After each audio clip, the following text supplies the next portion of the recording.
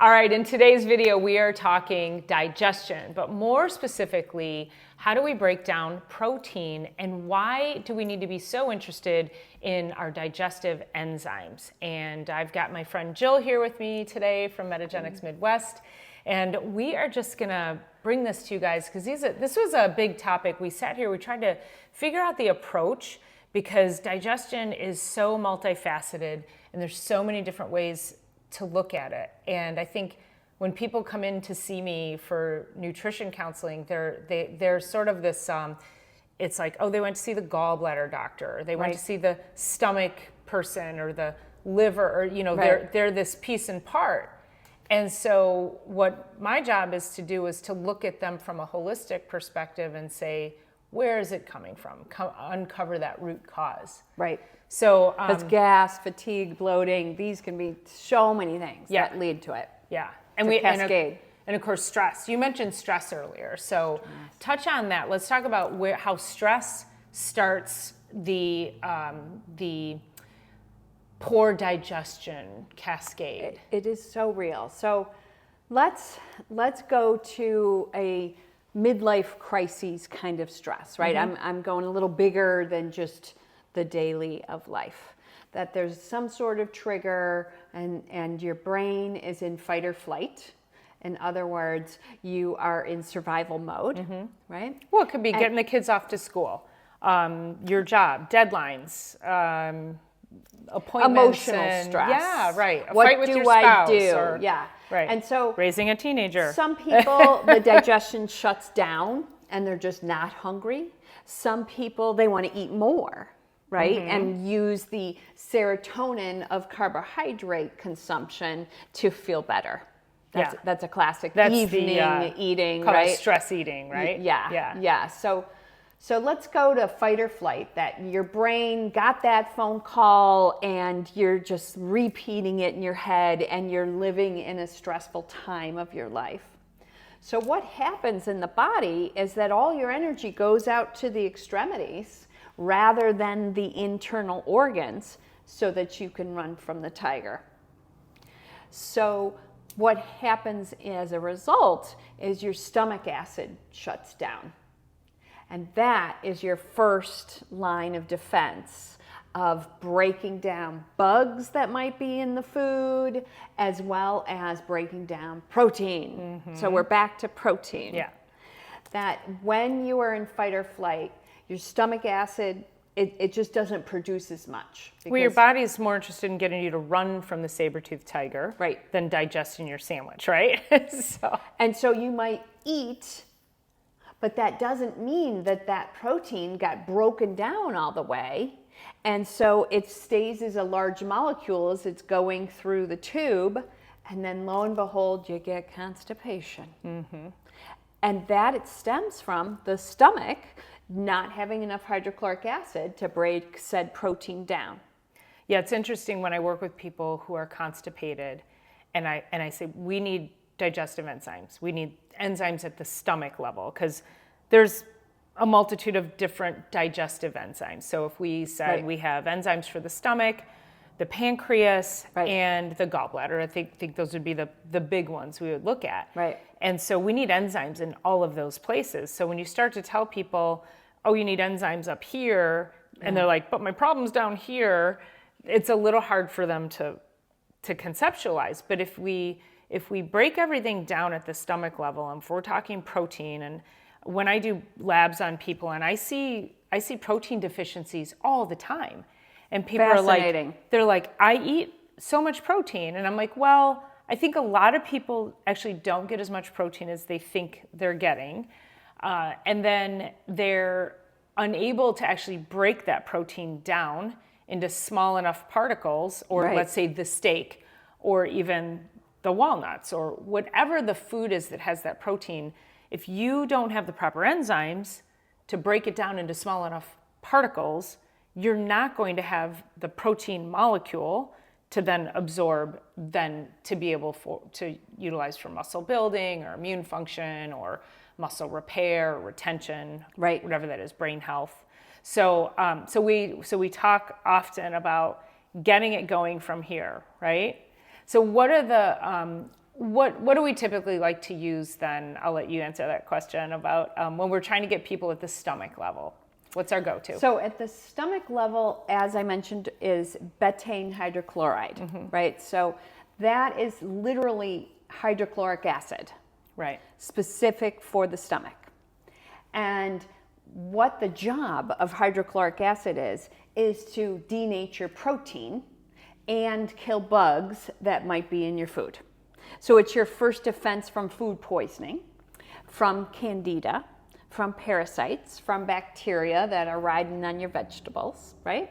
So you have a defense mechanism for all of this. So let's just say that is you can have less fear about getting food poisoning if you have adequate hydrochloric acid. But when you are stressed, and the older we get, we don't produce as much hydrochloric acid. So what's important? And we're more stressed. and aren't we all? Oh, it's so real. So essentially what that means is using a tablet that has betaine, betaine, hydrochloride, HCl, and then also pepsin. So pepsin is part of your actual stomach lining.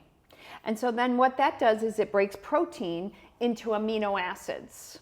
So you were mentioning particles that it breaks it down. So it's specifically amino acids. And so then we say, okay, what do amino acids do? As you mentioned, muscle building is a huge part of amino acid content. But another big part is our mood neurotransmitters. I think we've all heard of tryptophan, and tryptophan helps us get to serotonin so that we're happy and jovial human beings. But if you don't break down protein, my friends, you're not getting to tryptophan, and so you're not getting to serotonin in the rate that you should. It's a really great point, because how many people now have issues with anxiety and depression and mood disorders? And could it just be because they're just not digesting their food properly? Exactly. Well, I think this is a good segue too into proton pump inhibitors. You betcha. Oh my goodness. So if stress decreases our hydrochloric acid and age as well, now we are just actively, voluntarily being told to take a pill to shut the acid down. And so typically when people have too much acid, they'll go in and they'll say, their doctors will say, oh, you have too much acid, let's shut the acid down. Right. But the misconception there is that if you have enough acid, there's a valve up here at the top of the stomach, and if the acid level is high enough, well, actually low enough, when I talk about this, I have to write. So the lower the pH, the more acid you have. So which you want. So you want a lower pH, and I want to say it's like 3.2 or something, right around there. I agree. Yeah. And so when the acid is in adequate amounts, that valve will close. So you don't get heartburn. You don't get heartburn. But when you don't have enough acid in the stomach, that valve stays floppy. And I've had patients come in and they say, oh, I had an upper GI, and the doctor says I have a floppy valve. Right. Well, yeah, because you don't have enough acid in there. So now we're voluntarily giving people these proton pump inhibitors, these acid blockers, the Nexiums and all of that. Prilosec. So talk about what are all, let's talk about like the zinc, the pumps, like all of that. So talk about when we take those, how does that actually affect the pumping mechanism of our acid production? So my first thought on that, because there's many thoughts with that question, is that it delays gastric emptying.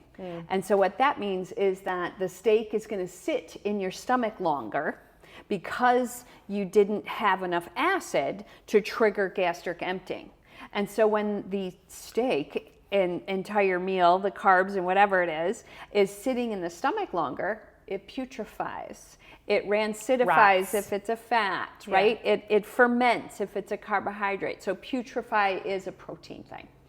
And so it's sitting in there, and then that makes gas bubbles. And so said gas bubbles is what you're experiencing with the reflux, is that it's delayed gastric emptying. Now I have gas bubbles coming up, and those gas bubbles are actually coated with hydrochloric acid because your body is producing some hydrochloric acid. And so then that's what burns, is the actual bubble layer coming up. Yeah. I know. Yeah. And so the point is using betaine HCl helps with gastric emptying so you don't develop the bubbles of gas. Yeah. And it can translate to less lower gas too. And triggering the closing of that valve. Yes. Yeah. Yeah. And the breakdown into our nutrients so we can absorb. Yes. Now, this is interesting too, because when I take x-rays on people, I will see, I have a young teenage boy. And I was like, your digestion is atrocious because I can see that from the stomach level. He's impacted. There's a giant bubble in the stomach. Oh. And then you can see it's like sausage all through the intestines, and they're just blown up like a balloon. And he's like, no, I gas. feel fine. Yeah, and that's what always He probably loves me. that he has gas, right? Could be, yes, he does. His mom's just like, say that out loud. Yeah, his mom's like, oh yeah, he's really gassy. I'm like, yeah, he's a teenage boy. It must be really fun for it's a good Exactly. good parlor trick for him and his friends. But that is just a really it's like you can run but you can't hide, and oftentimes I will see that with and I asked him too. I said, talk to me about your energy drinks, your protein shakes, your bars, because these kids are taking whatever they think is healthy. Oh, there's a lot of energy drinks going on. Oh yeah, he's drinking a ton of Propel because people think Propel is healthier than Gatorade, right? And they're all garbage.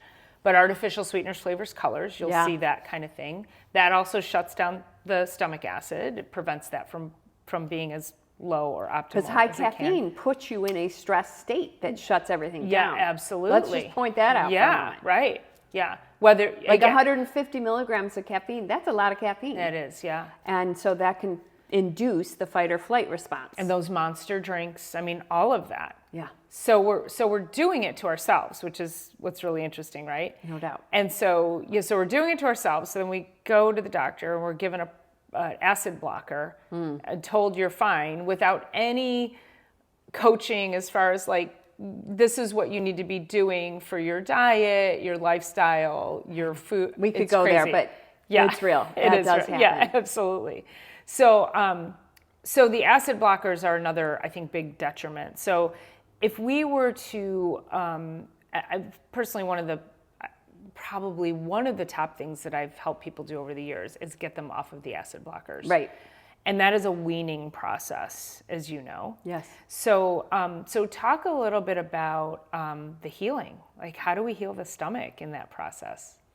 So typically it's going to be 2 weeks of being on the med while you're using nutrition, and then you start taking out maybe 1 pill a week. So it takes another 7 weeks or longer to get off of it. And how we're doing that, to answer your question specifically, is we're using a form of zinc that is bound to carnosic acid. This is the Japanese that have this as a prescription, actually, where it's a nutritional supplement here. And what the carnosic acid does that's fascinating is it delivers the zinc topically to the stomach lining. So that means just like putting zinc oxide on a baby's bum when they have diaper rash, we are applying zinc to your stomach wall, and the carnosic acid makes it bind right there to heal it. Yeah. And strengthen it is what you're getting at. Because if a lining is weak, any amount of hydrochloric acid can hurt. Sure. So we're building for at least 2 weeks, and you stay on it longer because it takes at least a month. So the Japanese research on zinc carnosine is at a month they got 100% relief of indigestion. Isn't that amazing? Yeah, and that's not very long. No, and people are on these acid blockers for years without decades. So when even. this is also really common, is people will be like, I'm just going to stop taking it, and they stop taking it, and then you get rebounding. You betcha. Because you haven't healed anything. Right. So so now it's like, blah, the body doesn't know what to do. So this is why when we work with people who are on these products and we're trying to heal digestion, Right. we need to start at the stomach level, recognize what have you been taking, what is your stress level, how do we heal that first, start the healing process, and then wean you off. Yes. Because you'll be miserable if you don't. And, You do. And I've had some patients where I explain this to them, like, okay, you're going to be 2 weeks, and then we're going to wean off 1 pill a week. So it's could be 7 to 12 weeks. It depends on how much people are on. And has it been 10 years they've been on the med? Right. And if they do have some rebounding, which can happen, but this is where customized, functional medicine is so important. And what are their food habits? Exactly. So there's all these things that we have to work with people on. But I've had people who are like so excited to get off of it, and they start the process, and then they'll just stop. And then they won't tell me. And then they'll be like, actually, I've been totally fine. And I'm like, oh my God, that's great. Like, I want to yell at them for not weaning, but if it worked, it worked. You bet. So and then, some people try and then they, we have to take it slower. Everybody's different. So that's not a testament to say, go ahead and stop taking it. But it's just to say that every body is very different, and it does really require some kind of personalized plan, I think, right? So to add to what you're saying, what can happen when you are on these acid blocking medications is it can allow bacteria and candida to start replicating in the small intestine, otherwise known as SIBO, right? And then you try and get off of these acid blockers, and the SIBO is right there, right on the other side of your valves, and so it can gurgle up, right, and go the wrong way. And that's the problem with these, is you can't break down protein properly, so you lose muscle, your liver function and your neurotransmitters for mood get whacked out, and bugs are allowed to replicate because your whole pH is out of whack, and it creates an environment that they can replicate. So that's why you want to get off of them. I wanted to make sure I really spell that out and motivate people. Yes. Because they get comfortable in what they've always done, right? And then there's also a B12 deficiency problem. Oh, that's true. Right? With taking the acid blockers. And your minerals, right? So we need, you need acid. Yep. I've had patients come in and, take x-rays, mostly women, I'll see this. And if I can see bone loss on an x-ray, it's usually about 40%, that you're depleted. So it's pretty far gone.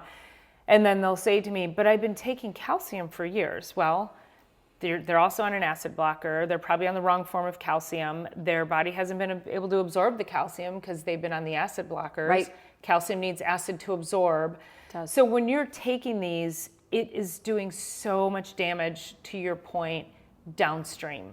It is not a, is it panacea? Is that the right word for all encompassing? You just can't do it. And of course, hormone disruption. And how many women now in perimenopause and menopause are walking around with they're like, I can't, having a disastrous time going through my life changes, and yet all of these other pieces are in place. So if we can fix a lot of that, we can start to fix hormonal imbalances as well. And to your point, the stress, that's going to affect. I mean, it's all the things. So this is why we had we were trying to distill this down. Which direction should we take this conversation? We can keep going for a while. It's oh my God, it's so much. Hydrochloric acid, stomach, and then the next part of that piece is pancreas. Yes. Yeah, so pancreas is where enzymes come in, and acid and betaine HCl, that's technically acid, that's stomach. And so pancreas is lipase for fat, protease for protein, and amylase for carbohydrate. And what's fascinating is that is actually alkaline.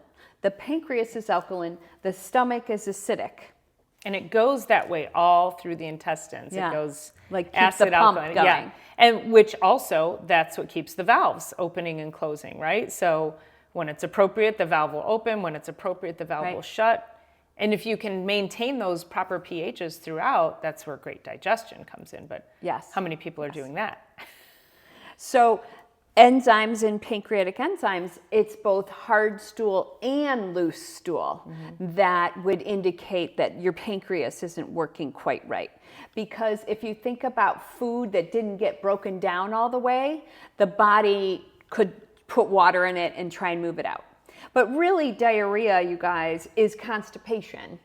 That the body just put a bunch of water in that stool and said, okay, it must leave now. Yeah. It's been around too long. Yeah. It's irritating. Yeah. So we would So still fascinating. consider hydrochloric acid and pancreatic enzymes for hard or loose stool. Yeah. Or maybe it's you don't have to be hard stool, but you're not stooling every day. Right.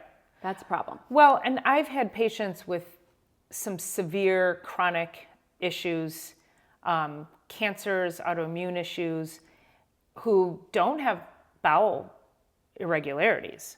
But we know when there's any kind of chronic health issue, there's a it's a gut problem until proven otherwise. So, Right. So definitely saying that, yes, those are the obvious ones. But the non-obvious ones, we still have to make sure that we're putting the proper pHs in. And so I will put them on the hydrochloric acid, and then I'll put them on the pancreatic enzymes anyway, Right. to make sure we're hedging our bets in there. And as a result, they feel lighter Yeah. after eating. They're Right. not so fatigued after eating. The bloating goes down. There's like all these bonuses Yeah. of actually remembering to have your hydrochloric acid and enzymes every time you eat. And I think they also report that they have actual better bowel movements. So they think their bowel Right. movements are good and normal, but then when you start to add the enzymes and the acid into it, then they're like, oh, I guess I could have made some improvement. It's moving there. out fast, and there's more of it. Yeah. So let's finish up by talking about the gallbladder. Okay. Because I know we have gallbladder enzymes too. So those are like our top three, right? Stomach, pancreas, gallbladder. So many of my patients come in and they've had their gallbladders removed, and they're told, you're fine now, go on with life, without any regard to how that's going to affect the liver Right. or the rest of digestion. So fat, yeah. and so what do we do with the gallbladder? So what the practitioners who are telling them that are thinking is, oh, well, your liver is still making bile, and so you will break down fat just fine. But part of the problem of the gallbladder being yanked is that typically what it was is the quality of the bile that was stored in that gallbladder was an inflammatory bile. From poor digestive habits. Yes, Yeah. and from hydrogenated fats and types of fats that they're eating. And then, as you said, it could be like the lipase from the pancreas is insufficient, and so it's not breaking down the fat into small enough molecules, and then it's a lot of fat for the liver to deal with, and then it creates poor quality bile. And now your gallbladder's freaking out. Yeah, yeah. So I think what you're getting at here is that, yes, if you have your gallbladder removed, you have to support fat digestion. That's every meal. Yeah. I'll let him in a minute. Yes.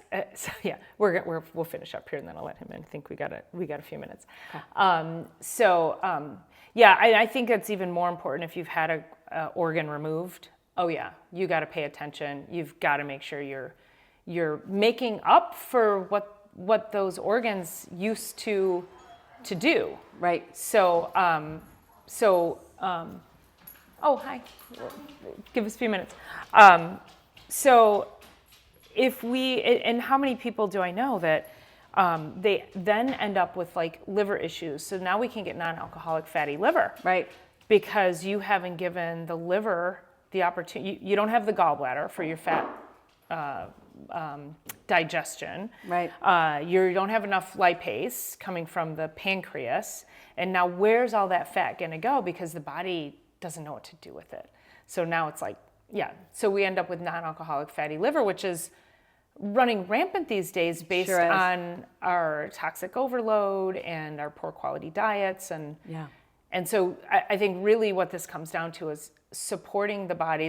This is one of those arguments where, I always say we do need to look at food first. We can't out-supplement a poor diet, so we definitely need to make sure that people are eating properly. The type of fat. Yep, the types of fat, the quality of the proteins that they're getting, and then supporting their body with good supplementation, good quality enzymes and hydrochloric acid to make sure that the body has some help. It's okay to give the body some help, right? It is. Yeah. It is. And you feel lighter as a result. For sure. And I think people will feel better if they're just like, hey, it's okay. Like, you know, you don't Just got to get in the habit. You have to get in the habit. To bring it with you. Yeah, for sure. I mean, you could eat papaya, but I think papaya tastes like vomit, so I'm not eating papaya. It's not complex enough. Yeah. It doesn't have the hydrochloric acid. Yeah. So what I will do for you guys watching is I'm going to drop links down below in the show notes to the 3 products that I like the best. Actually, they are from Metagenics, and it's just the best quality product that I know on the market. One of the things that keeps me working with Metagenics and Jill is because Metagenics tests for heavy metals. It tests for Thank you. Metagenics tests their products for heavy metals. They test for glyphosate, which is Roundup. I test people for glyphosate toxicity on a regular basis, and I haven't had one person not test positive. So it's good that we have a company that cares enough to make sure that those chemicals are not in their products. Right. So I'll make sure I put those links below. And if you're interested, if you want to get on the newsletter for more information like this, there'll also be a link in there for you to sign up for the newsletter. So anything else you want to add? We did it. We did it. I know. Thanks, we did. guys. It was kind of a big beast, but I think we wrangled it in and brought it home pretty good. So if you have any questions, go ahead and leave these questions. And if you know anybody with digestive issues, make sure that you share this video. If you're watching and you're not subscribed to the channel, please go ahead and subscribe, because that helps us put this channel out and grow. So appreciate you being here, and we'll see you guys on the next one. Okay. Okay, sounds good. All right.